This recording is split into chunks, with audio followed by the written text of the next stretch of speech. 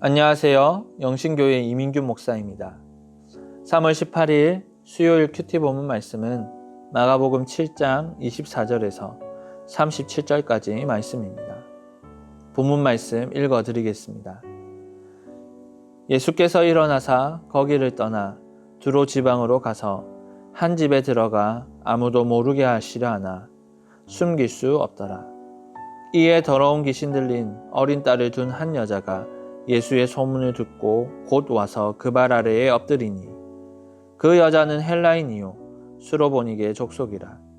자기 딸에게서 귀신 쫓아내 주시기를 간구하거늘 예수께서 이르시되 자녀로 먼저 배불리 먹게 할지니 자녀의 떡을 취하여 개들에게 던짐이 마땅치 아니하니라. 여자가 대답하여 이르되 주여 올소이다마는 상 아래 개들도 아이들이 먹던 부스러기를 먹나이다. 예수께서 이르시되 이 말을 하였으니 돌아가라. 귀신이 내 딸에게서 나갔느니라 하시매 여자가 집에 돌아가 본즉 아이가 침상에 누웠고 귀신이 나갔더라. 예수께서 다시 두로 지방에서 나와 시돈을 지나고 데가볼리 지방을 통과하여 갈릴리 호수에 이르시매 사람들이 귀먹고 말 더듬는 자를 데리고 예수께 나와 안수하여 주시기를 간구하거늘 예수께서 그 사람을 따로 데리고 무리를 떠나사 손가락을 그의 양귀에 넣고 침을 뱉어 그의 혀에 손을 대시며 하늘을 우러러 탄식하시며 그에게 이르시되 에바다 하시니 이는 열리라는 뜻이라. 그의 귀가 열리고 혀가 맺힌 것이 곧 풀려 말이 분명하여졌더라. 예수께서 그들에게 경고하사 아무에게도 이르지 말라 하시되 경고하실수록 그들이 더욱 널리 전파하니 사람들이 심히 놀라 이르되 그가 모든 것을 잘하였도다. 못 듣는 사람도 듣게 하고 말 못하는 사람도 말하게 한다 하니라. 아멘. 함께 읽은 말씀으로 큐티 묵상 나누도록 하겠습니다. 오늘 본문 말씀은 예수님께서 수로보니게 여인의 딸과 귀먹고 말 듣는 자를 고쳐주신 사건을 기록합니다. 이 두 사건에서 예수님은 특별한 말과 행동을 보여주시는데요. 먼저 수로보니게 여인과의 만남입니다. 예수님은 이방 지역인 두로로 가셨습니다. 앞서 예수님은 바리새인 서기관들과 정함과 부정함에 대해 논쟁했습니다. 유대인은 율법이나 생활규범 등 여러 규례를 통해 정함과 부정함을 분명하게 구분해 놓았습니다. 그 정결 논쟁의 클라이막스는 바로 이방인에 대한 유대인의 생각입니다. 유대인의 개념에서 이방인은 절대로 구원받을 수 없습니다. 그들은 선택받지 못했고 부정한 이들이기 때문입니다. 그런데 예수님은 그런 유대인의 생각을 깨트리고 이방 지역인 두로로 발걸음을 옮기셨습니다. 구약에 약속된 다른 민족의 구원이 예수님을 통해 이루어지는 것이지요. 또한 무엇이 정결이고 부정한 것인지 예수님께서 몸소 보여주셨습니다. 예수님은 두로에서 귀신 들린 딸을 둔 헬라인이요 수로보니게 여인을 만납니다. 그녀는 예수님께 자신의 딸에게서 귀신 쫓아내 주시기를 간구합니다. 예수님은 이 여인을 매몰차게 대하십니다. 유대인은 자녀로, 이방인은 개로 비유하여 그녀의 간구를 거절합니다. 그러나 그녀는 예수님의 표면적 거절에도 불구하고 예수님의 말을 인정합니다. 그리고 겸손히 은혜 베풀어 주시기를 간청합니다. 그녀는 자신을 개로 비유한 유대인 남자에게 항거할 수도 있었습니다. 그러나 그녀는 유대인, 이스라엘의 특권을 인정하고 하나님의 선택에 항거하지 않았습니다. 이스라엘 사람들이 하나님께 받은 특별한 은혜를 인정했습니다. 그리고 그 은혜가 자신에게도 필요하다고 간청하였습니다. 예수님은 이 여자의 말을 귀하게 여기셨습니다.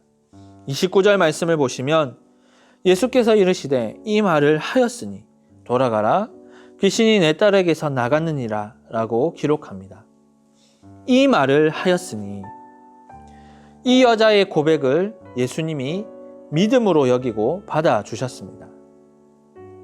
이 말씀을 묵상하면서 개에 비유된 이 여인은 지금 은혜를 누리지만 자녀에 속한 바리새인과 서기관들은 은혜를 누리지 못하는 점을 묵상해 보았습니다. 신분, 성별, 나이, 그리고 사회적 위치가 중요한 것이 아니라 나는 지금 예수님을 어떻게 대하고 있느냐가 중요한 것이지요. 똑똑하고 권세 있고 유명한 바리새인과 서기관들처럼 자신의 의를 드러내며 예수님께 인정받기 위해 서 있는지, 아니면 수로보니게 여인처럼 예수님의 은혜를 갈급해하며 겸손히 엎드리고 있는지 우리는 우리 자신을 점검해야 합니다. 예수님은 전자를 부정한 것으로 후자를 정한 것으로 여기셨습니다.